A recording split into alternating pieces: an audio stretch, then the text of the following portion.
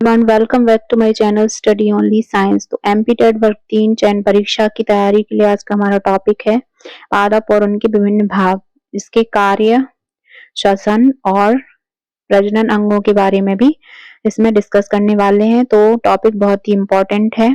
आपके जो अभी नया नोटिस आया है 12th लेवल तक के लिए, तो वहां पे 12th ना होके अन्य सब्जेक्ट के लिए इंग्लिश और हिंदी को छोड़ के 10th लेवल तक के क्वेश्चंस को शामिल किया गया है।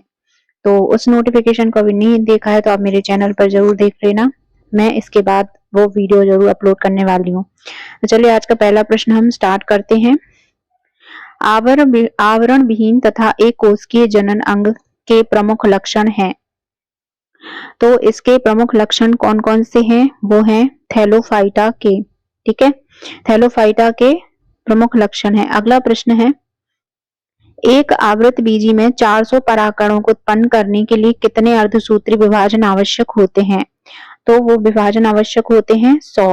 ठीक है, 100 अर्धसूत्री विभाजन आवश्यक होते हैं 400 परागकणों को उत्पन्न करने के लिए। अगला प्रश्न है, परागकण मात्र कोशिका में गुणसूत्रों की संख्या होती है। तो इसमें गुणसूत्रों की संख्या जो होती है द्विगुणित होती है। कितनी? द्विगुणित होती है। अगला प्रश्न है, बीजांड का वह स्थान जहां बीजांड वृत्त जुड़ा होता है उसे कहते हैं। तो उसे क्या कहते हैं? नाभिका या हाइलम। ठीक है, जहां बीजांड वृत्त जुड़ा होता है उसे नाभिका या हाइलम कहते हैं। नेक्स्ट प्रश्न है, पराग नलिका का अध्यावरण द्वारा बीजांड में प्रवेश कहलाता है। तो ये कहलाता है इनमें से कोई भी नहीं। ठीक है, वो बीजांड नलिका में प्रवेश करना पराग नलिका का अध्यावरण ही कहलाता है। अगला प्रश्न है, द्विनिषेचन का तात्पर्य है। तो द्विनिषेचन का तात्पर्य है एक नर युग्मक का अंड कोशिका से दूसरे का द्वितीयक केंद्रक से संयोजन होना। बी ऑप्शन सही हो जाएगा। अगला प्रश्न है, निषेचन क्रिया होती है। तो निषेचन क्रिया कहाँ होती है? शैवालों में, ब्रायोफाइट्स में, या फिर अनावृत बीजी पौधों में, आवृत बीजी पौधों में। तो ये आवृत बीजी पौधों में द्विनिषेचन क्रिया होती है। नेक्स्ट प्रश्न है, भारतीय भ्रूण विज्ञान के जनक कौन है? तो भारतीय भ्रूण विज्ञान के जनक हैं पी माहेश्वरी। कौन है? पी माहेश्वरी। नेक्स्ट प्रश्न है, नारियल का रेशा उत्पन्न करने वाला भाग होता है। नारियल के रेशे उत्पन्न करने वाला भाग होता है मध्य फल भित्ति। ठीक है, मध्य फल भित्ति होता है। नेक्स्ट है, बहुभ्रूणता की खोज किसने की या खोजी गई? लीवेनहॉक के द्वारा। लीवेनहॉक ने बहुभ्रूणता खोजी थी। अगला प्रश्न है, फ्लोक्लेड रूपांतरण है। तो फ्लोक्लेड रूपांतरण किसका रूपांतरण है? ये है तने का। ठीक है, तने का रूपांतरण है फ्लोक्लेड। नेक्स्ट है, बहुसंघी दशा संबंधित है। तो बहुसंघी दशा संबंधित किससे है? पुमंग से। ठीक है, पुमंग से बहुसंघी दशा संबंधित होती है, पुमंग से। अगला प्रश्न है, मूंगफली किस कुल का पौधा है? तो मूंगफली जो है वो फेवेसी कुल का पौधा है, फेवेसी कुल का। नेक्स्ट है, किस कुल में चतुर्थी पुंकेसर होते हैं? तो किस कुल में चतुर्थी पुंकेसर होते हैं? होते बैसिकेसी में, जिसे कुसीफेरा भी कहते हैं। बैसिकेसी में चतुर्थी पुंकेसर होते हैं। ठीक है, अगला प्रश्न है, निम्नलिखित में से किस पादप की फ्लोएम में सहकोशिकाएं नहीं होती हैं? तो किस पादप के फ्लोएम में क्या है? सहकोशिकाएं नहीं होती हैं, वो है साइकस। तो इसमें सहकोशिकाएं नहीं होती हैं। अगला प्रश्न है, निम्नलिखित में से किसकी दारू में वाहिकाएं नहीं होती हैं? तो निम्नलिखित में से किसकी दारू में वाहिकाएं नहीं पाई जाती हैं और नहीं होती हैं? वो है साइकस में नहीं पाई जाती हैं। अगला प्रश्न है, उस पादप का नाम क्या है जिसमें सिस्टोलिथ पाई जाती है? तो उस पादप का नाम क्या है? फाइकस, जिसमें सिस्टोलिथ पाई जाती है। अगला प्रश्न है, वाहिकाएं तथा सखी कोशिकाएं किसमें अनुपस्थित रहती हैं?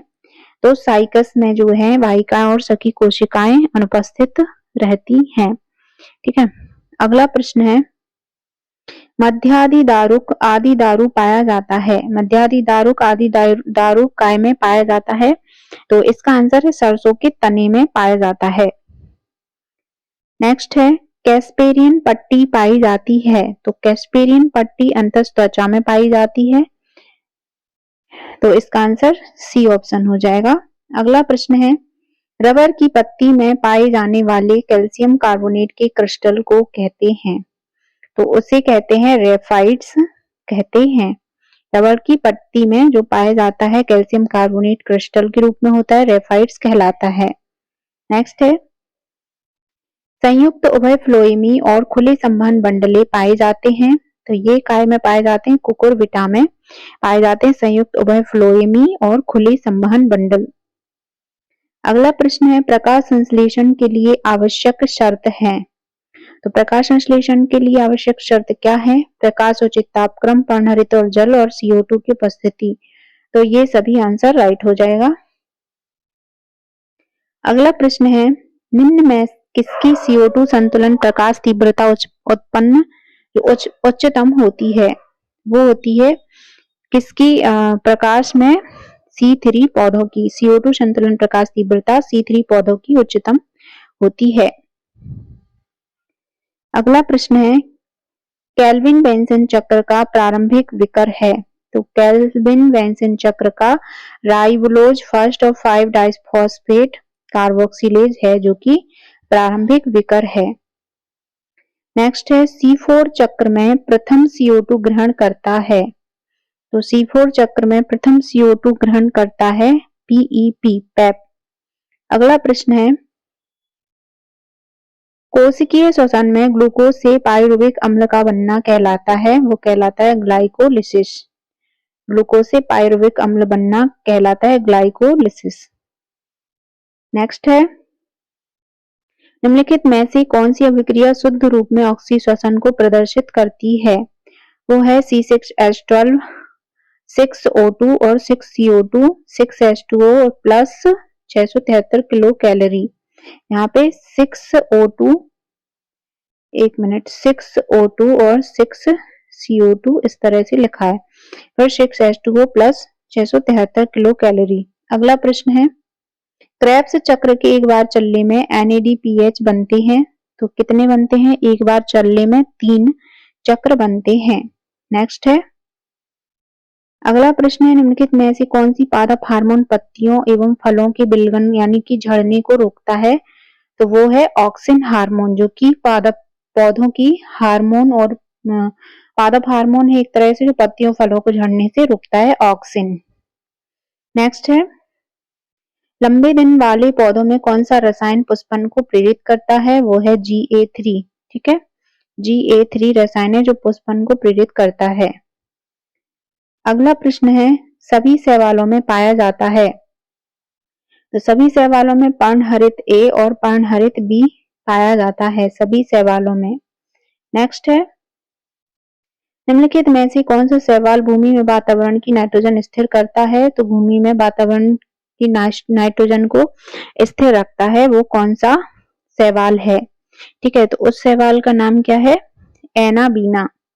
ठीक है, एनाबीना जो शैवाल है वातावरण की नाइट्रोजन को स्थिर रखने में मदद करता है। अगला प्रश्न है एसिटेबुलेरिया नामक शैवाल के प्रयोगों द्वारा केंद्रक के महत्व को सर्वप्रथम बताया था, वो किसने बताया था, हैमरलिंग ने बताया था। अगला प्रश्न है एसिटेबुलेरिया एक है, तो ये क्या है, एक कोशिकीय हरी शैवाल है जिसका नाम है एसिटेबुलेरिया।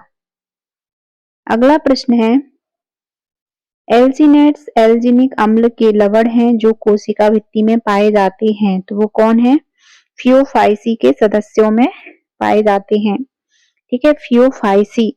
नेक्स्ट है निम्नलिखित में से कौन सा ब्रायोफाइट मृतोपजीवी है, तो कौन सा ब्रायोफाइट मृतोपजीवी है, वो है बक्सवोमिया ब्रायोफाइट मृतोपजीवी है। नेक्स्ट है टेरिडोफाइट्स बैस भी कहलाते हैं, तो टेरिडोफाइट्स जो है वो क्या कहलाते हैं, वेस्कुलर क्रिप्टोगैम्स। क्या कहलाते हैं, वेस्कुलर क्रिप्टोगैम्स भी कहलाते हैं। नेक्स्ट है प्रवाह लाभ जड़ें पाई जाती हैं, तो प्रवाह लाभ जड़ें जो होती हैं वो काय में पाई जाती हैं, साइकस में। ठीक है, साइकस में पाई जाती हैं। नेक्स्ट है, निम्नलिखित में से किसमें चूसक पराग नली पाई जाती है? वो भी साइकस में पाई जाती है। ठीक है, चूसक पराग नली साइकस में पाई जाती है निम्नलिखित में से। नेक्स्ट प्रश्न, निम्नलिखित में विचार कीजिए। सरसों का पौधा मूसला तंत्र है, बिल्कुल सही। गेहूं का पौधा झकड़ा मूल तंत्र है, राइट। घास और बरगद जो है अपस्थानिक मूल हैं। तो इसमें तीनों सही हैं और आंसर हमारा डी सही हो जाएगा, फर्स्ट, सेकंड और थर्ड। नेक्स्ट प्रश्न है, पौधों में प्रकाश संश्लेषण की प्रक्रिया कहाँ संपन्न होती है? तो ये क्लोरोप्लास्ट में संपन्न होती है। नेक्स्ट है, ऑक्सीजन की खोज किसने की थी? ऑक्सीजन की खोज की थी जोसेफ प्रिस्टले ने। जोसेफ प्रिस्टले ने ऑक्सीजन की खोज की थी। अगला प्रश्न है, निम्नलिखित में से किस प्रकाश में प्रकाश संश्लेषण की प्रक्रिया सर्वाधिक मात्रा में संपन्न होगी? नीले और लाल प्रकाश में जो प्रकाश संश्लेषण की क्रिया है वो सर्वाधिक मात्रा में संपन्न होती है। नेक्स्ट है, निम्नलिखित में से कौन सा पुष्प नर जनन अंग का प्रतिनिधित्व करता है? वो है पुमंग। ठीक है, पुमंग जो है नर जनन अंग का प्रतिनिधित्व करता है। अगला प्रश्न है, पुष्पों के परागकणों को संरक्षित करने के लिए उपयोग किया जाता है, तो इसको द्रव नाइट्रोजन का उपयोग किया जाता है। पुष्पों के परागकणों को संरक्षित करने के लिए द्रव नाइट्रोजन का यूज किया जाता है। अगला प्रश्न है, निम्नलिखित में से कौन सा जीव या प्राणी पुष्पीय पादप के परागण में सहायता नहीं करता है? तो परागण में सहायता नहीं करती है कौन सा? गौरैया। अगला प्रश्न है, परावस्था तकनीक यानी कि बैगिंग टेक्निक तथा विपुंसन तकनीक संबंधित है, तो ये तकनीक किससे संबंधित है? पुष्पीय पादपों के कृत्रिम संकरीकरण से। पुष्पीय पादपों के कृत्रिम संकरीकरण से संबंधित है परावस्था तकनीक।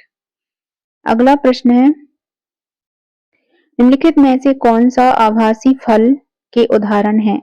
केला, सेब या स्ट्रॉबेरी? कूट हमारे सामने दिए गए हैं, इसका आंसर है सेब और स्ट्रॉबेरी जो है ये दोनों आभासी फल के उदाहरण हैं।